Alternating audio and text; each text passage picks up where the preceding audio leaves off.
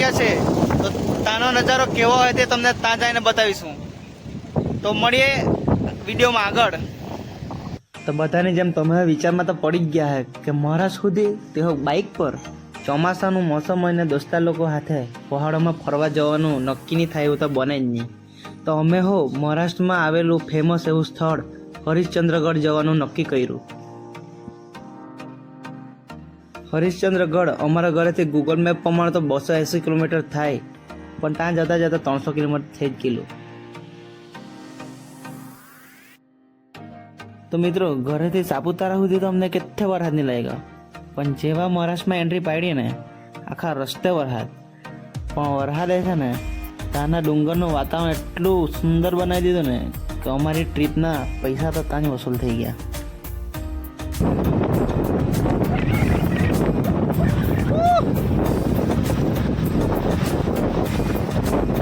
आ गए हम हवाइयों की ऊंचाइयों में. તો ગાઈઝ, છોકરી ગઈ પહાડમાં, અમે આવી ગયા પહાડમાં. તો તમે એવું તો સાંભળેલું જ હશે કે મંજિલ કરતાં પણ વધારે મજા સફરમાં જ આવતી હોય છે. બસ તો બેઠો અમારે તો એવું જ થયું. હરિશ્ચંદ્રગઢ જતા જતા રસ્તામાં એવા સીન આવ્યા ને કે ગાડી ઉભી રાખીને 2-4 ફોટા તો પાડવા જ પડે ને એકાદ માપનો વિડીયો ઉતારી મૂકવા પડે હોશિયારી મારવા સારું. તો અમે એવું જ કર્યું, 2-4 ફોટા પાડ્યા ને એક માપનો વિડીયો ઉતાર્યું બ્લોગ સારું. ત્યાંથી પછી અમે આગળ નીકળી આવ્યા. અહીંયા પહોંચી ગયા છે. બેક કેમેરાથી તમને બતાવું તો અમે કલસુબાઈ હરિશ્ચંદ્રગઢ અભયારણ્ય પ્રવેશ દ્વાર પર પહોંચ્યા. જે નાનલું એવું ટોલ નાકું છે, ત્યાં તમારે પોતાના અને બાઇકના પૈસા આપવાના રહેશે. વધારે તો નહીં, પણ એક જણના 30 અને બાઇકના 25 રૂપિયા લીધા હતા અમારા પર. પ્રવેશ દ્વાર જોઈને તો દોસ્તા લોકો એટલા ખુશ થઈ ગયેલા હતા ને કે જાણે હરિશ્ચંદ્રગઢ આવી જ કેમ નહીં ગયો. તો અહીંયાથી જોતા 8 કિલોમીટર જેટલું કાઢવાનું હતું.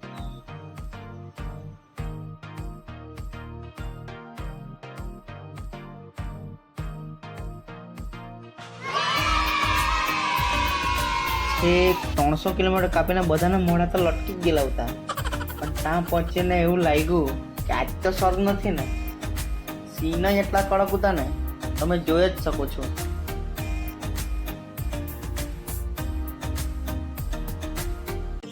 તો મિત્રો, જે પાછળ મકાન દેખાય છે ત્યાં અમે રાત્રિ દરમિયાન રોકાયા હતા અને આ દોસ્તાર લોકો આ ડુંગર જઈને હમણાં ચડી જાય એમ કરીને ખુશ થયા કરતા છે.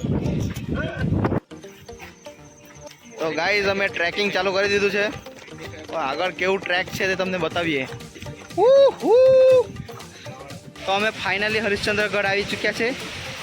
હવે ઉપરનો નજારો કેવો છે તે તમને બતાવશું. તો મિત્રો, મહાદેવનું નામ લઈને અમે ટ્રેકિંગ ચાલુ કરી દીધું. હવે આખું ટ્રેકિંગ અમારે ચાલીને પૂરું કરવાનું છે. ઉપર ચડતા 2 થી 3 કલાક લાગશે અને ત્યાં ઉપર આખું ફરવામાં બીજા 2 કલાક ગણવાના. ને રસ્તો તો તમે જોઈ જ શકો છો કેવો છે, એટલે ઉતાવળ બિલકુલ કામ આવશે નહીં. ને મિત્રો, રસ્તામાં ચડતા ચડતા એટલા બધા સુંદર દ્રશ્યો જોવા મળે ને કે તમે ત્યાં જ ઉભા રહીને જોયા કરો, અહીંયા જ ઉભી રહીને જોયા કરીએ એમ થાય. ને તેમાં નાના મોટા ધોધ તો એટલા બધા જોવા મળે ને કે તમે ગણતરી નહીં કરી શકો. અમારી સાથે આ જોડાઈ ગયું છે મહારાષ્ટ્રન કૂતરું.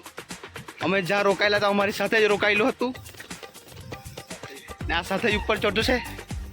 હવે જોઈએ કાં સુધી સાથ આપતો છે અમારું ડોગ, મહારાષ્ટ્રીયન ડોગ.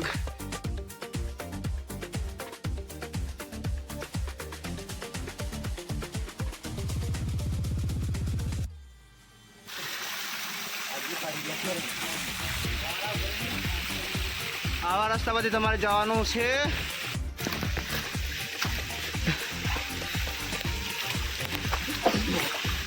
આ રીતના તમને રસ્તો જોવા મળશે. તો આ સુંદર નજારો જોતા જોતા મને એક વાત યાદ આવી. તો મેં તમને જણાવી દઉં કે જ્યારે અમે અહીંયા રોકાયેલા ત્યારે 2 દિવસથી ગામમાં બિલકુલ જ લાઇટ હતી નહીં અને નેટવર્ક તો તેમાં બિલકુલ જ પકડે નહીં. કદાચ એકદમ ટોચ પર જાય તો કદાચ નેટવર્ક પકડાય. એટલે તમારે પોતાની સેફટી સાથે આવવું ને એમ નહીં કહેતા કે ભાઈ કેવલાએ કીધેલું નહીં. વાત તો સહી છે. આ રીતના સીડી પણ છે, તમને જોવા મળશે.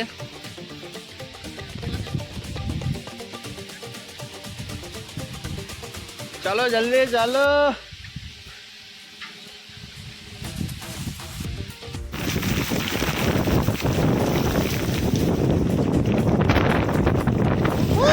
તો મિત્રો ઉપર પવન હો બહુ જોરમાં આવે એટલે જાય તો જરાક ધ્યાનથી.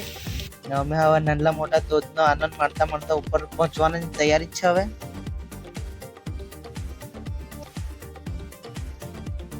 इधर तो कुछ दिखेगा नहीं आपको, यही देख लो. ऐसे ऐसे रास्तों से निकलना पड़ेगा. તો મિત્રો અમારી સાથે સાથે જે ડોગ આવે છે એનું નામ અમે મહાદેવ રાખ્યું, કારણ કે તે અમારી આગળ આગળ જઈને અમને રસ્તો બતાવવામાં ખૂબ જ મદદ કરી ને તેના થકી અમે મંજિલની ખૂબ નજીક આવી ગયા છે. તો ફાઇનલી ગાઈઝ અમે મંજિલથી 200 થી 300 મીટર જ દૂર છે, પરંતુ રસ્તામાં નાસ્તાની દુકાન જોઈ એટલે રોકાઈ ગયા નાસ્તો કરવા. એમ તો રસ્તામાં ઘણી બધી નાસ્તાની દુકાન આવે, પણ સવારનો ટાઈમ એટલે બધી બંધ હતી અને નાસ્તો કરવા રોકાઈ ગયા અમે. નાસ્તો અમે કરી અને મહાદેવ ભૂખ્યા રહી જાય બને અને મહાદેવને પણ બિસ્કિટ ખવડાવે.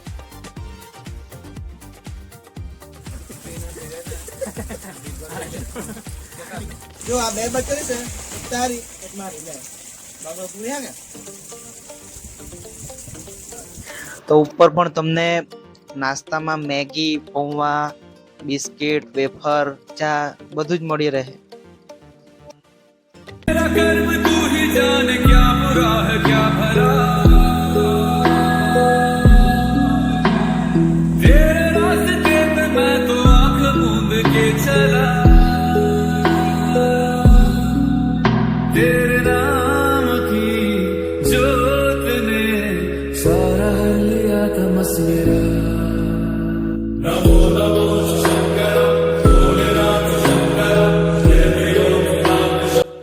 કેદારેશ્વર મંદિર અને પપ્પાના દર્શન કરીને તો જાણે બધો થાક ઉતરી ગયો, મન પણ શાંત થઈ ગયું. ત્યાર પછી અમે કેદારેશ્વર કેવમાં પહોંચ્યા.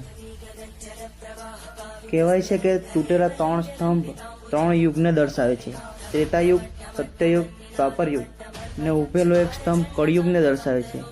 જે દિવસે આ સ્તંભ તૂટશે તે દિવસે આખી દુનિયા ખતમ થઈ જશે. મેં તો મારા સપનામાં પણ નહીં વિચાર્યું હતું કે આ જગ્યા પર આવવાનો મોકો મળશે. હર હર મહાદેવ.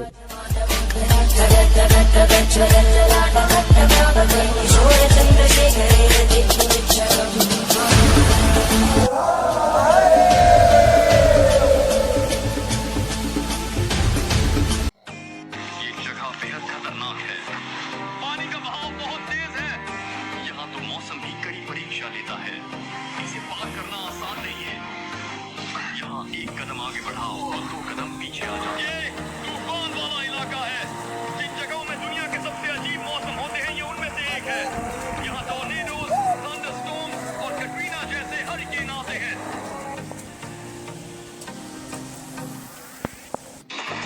ऐसी जगहों पर आप ज्यादा तेजी से सफर भी नहीं कर सकते, लेकिन अगर आप ठंडे दिमाग से काम लेंगे तो हो सकता है आप जल्दी से और आसानी से इसे पार कर लें। તો મંદિરથી 1-1.5 કિલોમીટરની દૂરી પર કોકનકાળા અને તારામતી પીક આવેલું છે. તો હાલમાં તો વરસાદની સિઝનમાં ધુમ્મસ સિવાય કંઈ જોવા મળશે નહીં, પણ અહીંયા સુધી આવેલા જ છે તો તેનો અનુભવ પણ લેતા જ જઈએ.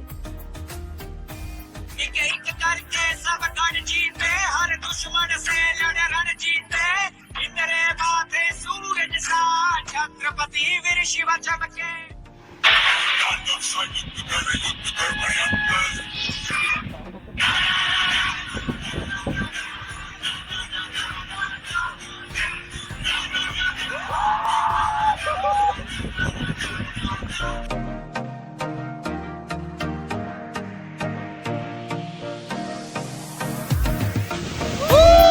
તો ગાઈઝ આ હતો હરિશ્ચંદ્રગઢનો મોન્સૂન ટ્રેક. તો તમને જોઈને કેવું લાગ્યું કોમેન્ટમાં જરૂર જણાવજો. અમને તો બહુ મજા આવી, સપનામાં પણ વિચારી નહીં શકાય એવી જગ્યાએ ગયા. એક સ્તંભવાળા ટેમ્પલમાં મહાદેવના દર્શન કર્યા, સારા સારા દ્રશ્યો જોવા મળ્યા, નાના મોટા ધોધ જોવા મળ્યા, અને કોકનકાળા અને તારામતી પીકમાં અમુક દ્રશ્યો રહી ગયા. તેના માટે ટાઈમ મળે તો જરૂર આવશું પાછા. मुंह मत खोल, एक बार मौत के मुंह से निकल के आ गए बहुत मुश्किल है.